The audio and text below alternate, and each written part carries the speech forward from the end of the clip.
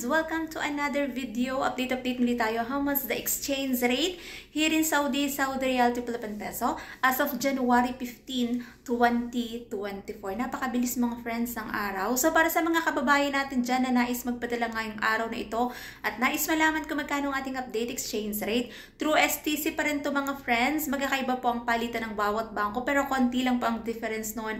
At least magkakaroon kayo ng idea kung magkano ang ating update exchange rate ngayong araw ng Lunes, January 15, 2024. Update natin, 1 real equivalent ng 14.79 pesos. So mataas pa rin mga friends ang ating exchange rate para sa mga kababayan natin na nais magpadala ngayong araw na ito. Yan po ang ating update exchange rate as of January 15, 2024.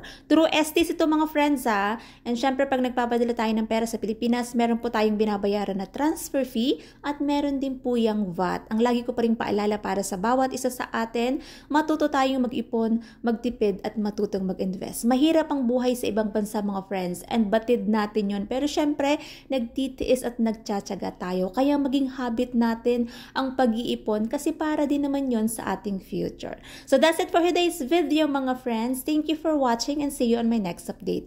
God bless everyone. Much love!